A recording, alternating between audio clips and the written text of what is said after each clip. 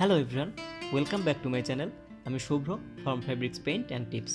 অনেক আপুরা ইনবক্সে জানিয়েছেন এমবুশ নিয়ে আমি যেন একটি ভিডিও তৈরি করি। সাধারণত এই ধরনের কাজগুলো আমার খুব একটা করা হয় না, তবে আমার একটি ফ্রেন্ডের রিকোয়েস্টে তার পছন্দের এই ডিজাইনটি আজকে করতেছি একটি পাঞ্জাবির উপরে।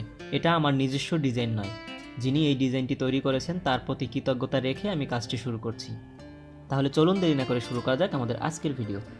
ভিডিওটি শুরু করার পূর্বে আপনি যদি আমাদের চ্যানেলে নতুন হয়ে থাকেন তাহলে অবশ্যই চ্যানেলটি সাবস্ক্রাইব করে নেবেন এবং পাশে থাকা বেল আইকনটি বাজিয়ে দেবেন।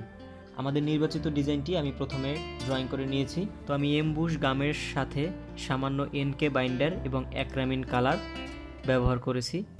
আপনারা চাইলে রেডি কালারটাও ব্যবহার করতে পারেন। 5টি পাপড়ির সমন্বয়ে আমি ফুলগুলো করেছি। 3টি পাপড়ি আমি পিঙ্ক কালার ব্যবহার করেছি এবং বাকি দুটো আমি লাইট পিঙ্ক কালার দিয়ে নেব।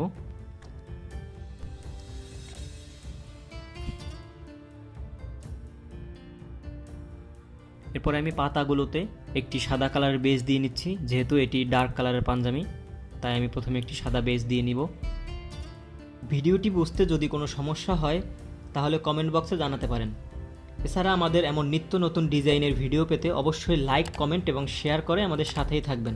সাদা রঙটা যতক্ষণে শুকিয়ে আসে ততক্ষণে আমি গাছের ডালটা দিয়ে নিব।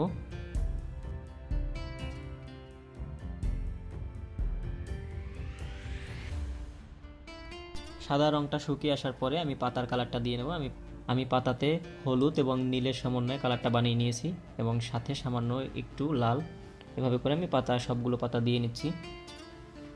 আপনারা যদি এমন হ্যান্ড পেইন্টের প্রোডাক্ট সংগ্রহ করতে চান তাহলে আমাদের পেজে যোগাযোগ করতে পারেন। আমাদের পেজ নাম শুভ্র আর্ট।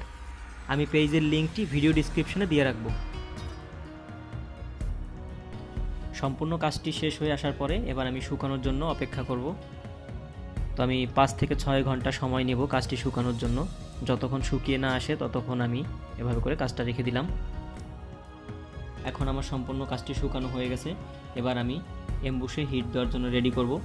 পাঞ্জাবিটি উল্টো করে নিয়ে আমি মিডিয়াম তাপমাত্রায় হিট দিয়ে নিচ্ছি।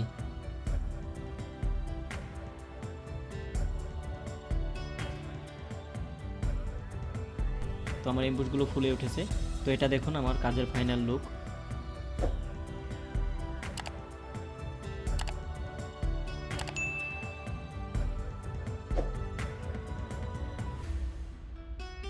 ধন্যবাদ সবাইকে, আজকে এ পর্যন্তই।